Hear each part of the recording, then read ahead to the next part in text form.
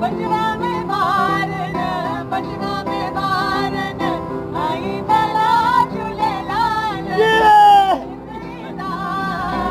सेवरना सखी शाबाश